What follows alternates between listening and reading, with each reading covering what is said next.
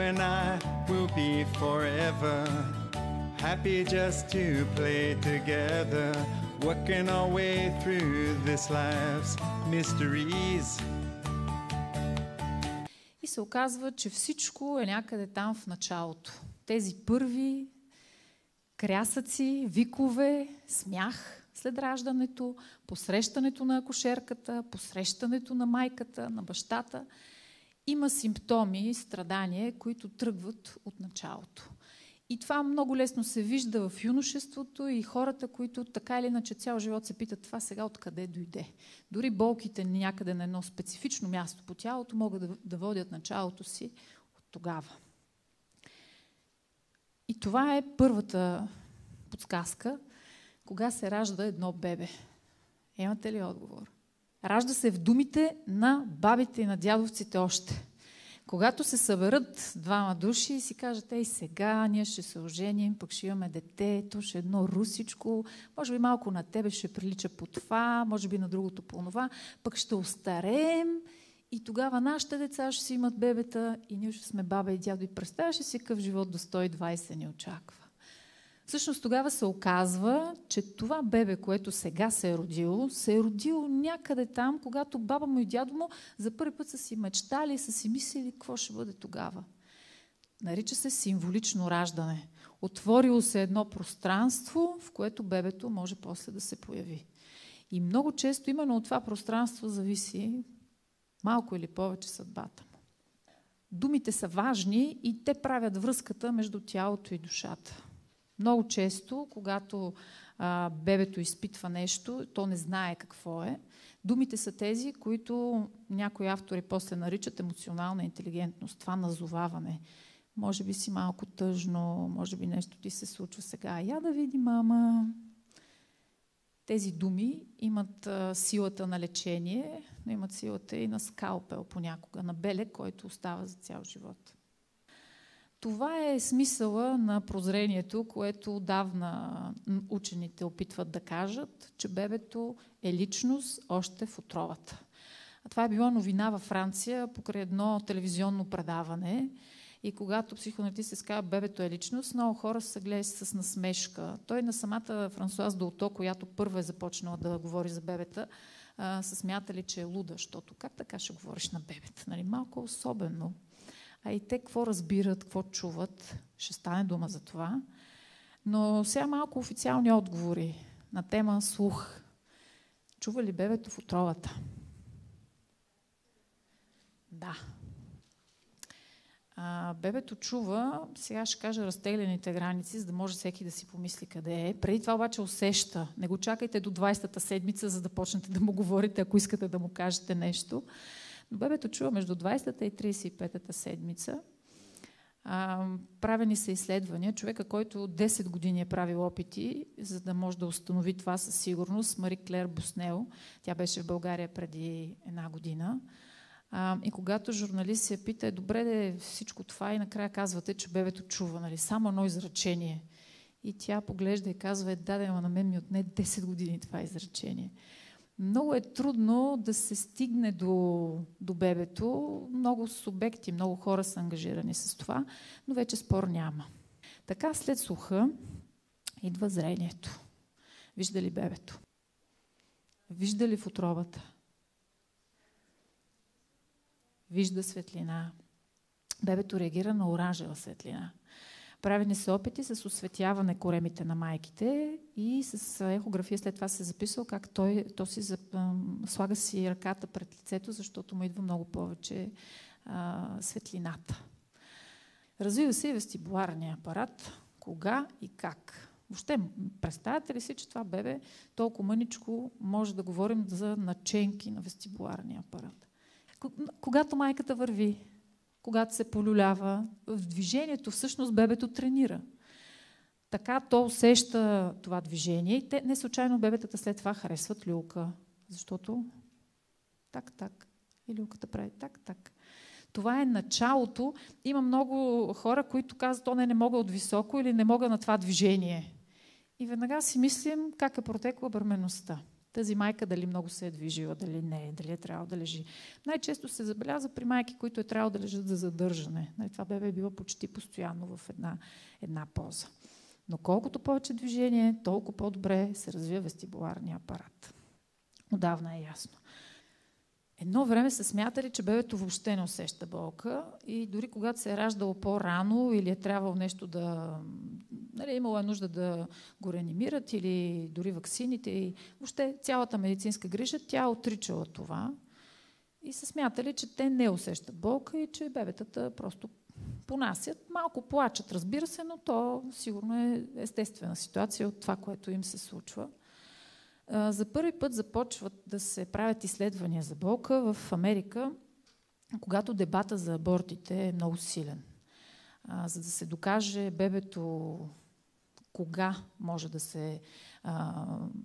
се направи аборт и кога не. Има един доктор Чемберлейн, американец, който е бил гинеколог и в един момент след 25 години опит прави едно кратко клипче, нарича се Тихия вик. Този доктор прави изследване по време на такъв тип манипулация и записват как бебето реагира на това, което се случва в момента. Той затова е наречен филма Тихият вик, защото се усеща и се вижда как сякаш бебето пищи.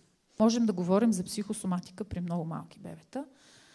Храненето е основното, тъй като храненето е неотложност. Това е първото нещо, първият въпрос, който си задава бебето. Какво ще ми дадете сега? Гладно съм. Отказа от хранене, прекаленото хранене, въпроса около кърменето. Не всеки път това е биологична особеност. Не всеки път е свързано с трудността майката да кърми или с неопитността или с това, че не е имало кой да я посъветва. Много често храненето е въпроси на бебето. Коликите също са психосоматика при бебетата. Бебетата също говорят през отказа си да пишкат или да акат. Съвсем естествено е това, наречената констипация. Много често също не е въпрос на особености на млякото или особености на начина на хранене на майката. Понякога и това. Когато бебето не може да говори, то говори с тялото си и физиологичните му потребности са част от това. Тръгвайки отвътре, стигаме навън и виждаме колко много неща са важни в една такава ситуация. Началото. И всичкото това, като преживяване, като въпроси, като думи, във Франция са го нарекли хаптономия. Те го правят дълги години, то е част от обучението на всички, които работят с деца. Всъщност основното на хаптономията, това е докосването. И то е едно сензитивно докосване в една ситуация между терапевт, майка и задължително баща. Това е ситуация, която без бащата не може да се случи.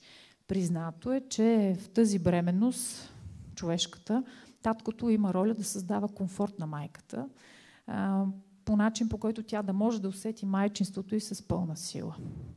И хаптономията има до един такъв метод, който помага за това. Сега тук внимавайте какво се случва с корема, когато има думи. Всъщност хаптономията разчита на това, че бебето реагира, когато има думи, когато нещо около него се случва.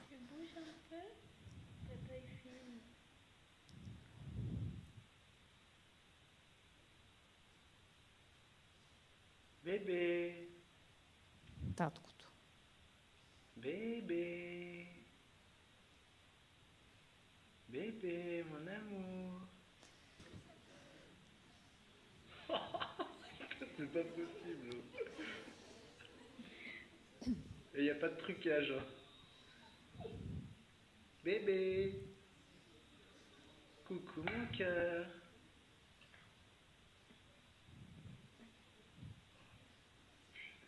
Ако си представите, че няма корем, може да видите бебето даже.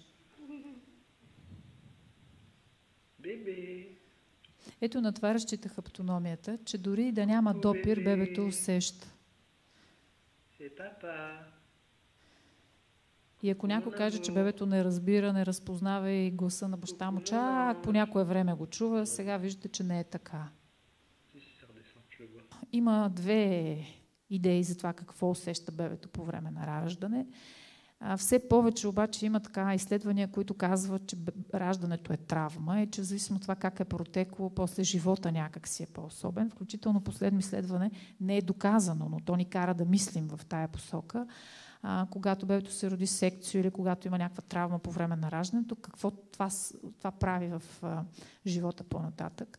Това не може да се абсолютизира, но ние психоаналитиците го мислим. Важното е, че раждането е естествен процес и някои френски психоаналитици казват, че бебето се ражда в условията на сън. Много приятно. Докато изгуби рая, докато влезе, може би не в ада съвсем де, но в една друга реалност, раждането е на тласъци. Так, чака, так. Всъщност болката е най-накрая. В началото е да излезеш от рая. Хем ти е мъчно, хем трябва да го направиш, хем едни контракции ти помагат, хем нещо не съвсем. И всъщност, каквото и да мислим ние за раждането, без да сме доказали още обаче, защото не може на 100% да се говори, няма такива изследвания, трябва да знаем, че то е естествен процес и колкото е включена майката, толкова е включено и бебето. Това е положението. Отговора на това травма или сън предстои. Сега мислим двете гледни точки. Това, което съм видяла аз, благодарение на акушерките, с които работя, е, че прилича на сън, когато е прието, когато е съпроводено и когато е спокойно. Когато страха си отишъл, страха от болка, от баби, дядовци, от болницата, от всичко това, когато той не може много да си отиде, но да речем някакси е набутан в една кутийка там, позаключен за кратко и човек върви само, семейството преминава само в процеса на това, което се случва. Тогава прилича на сън. Даже на едно такова усещане за рая, който загубен, но е бил усетен. Част от това е било бебето, защото за него в утробата това е.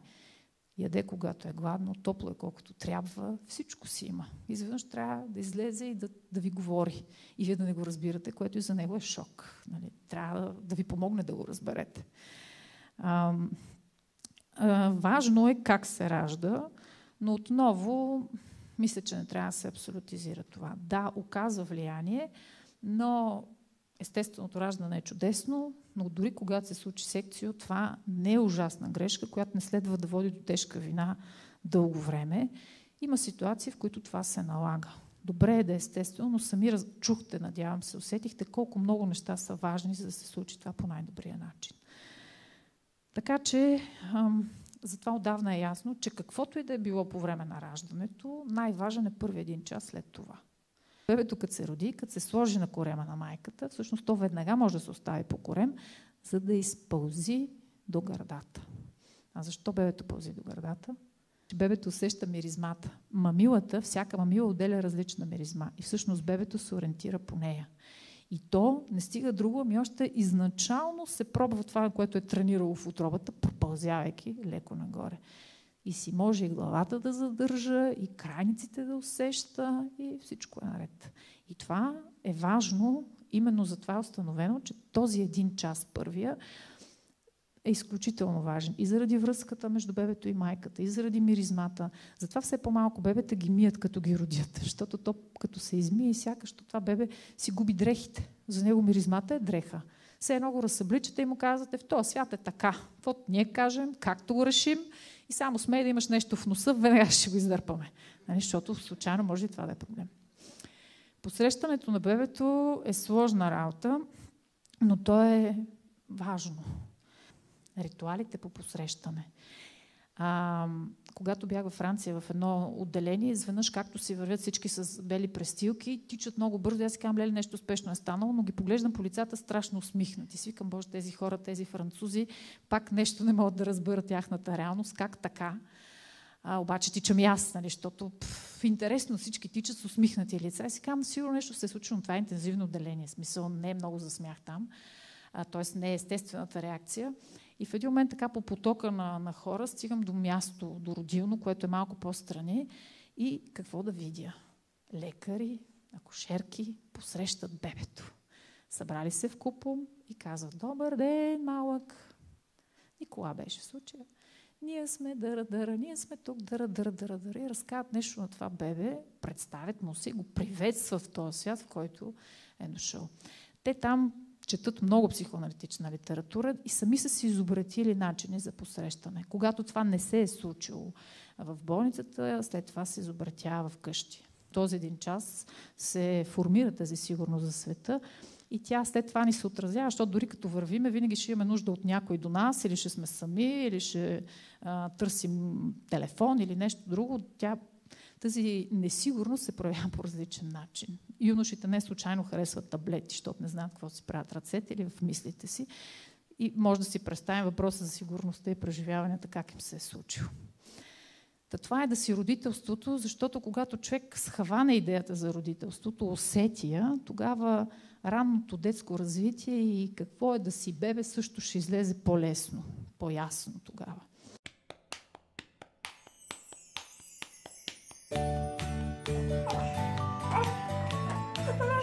You and I will be forever happy just to play together, working our way through this life's mysteries.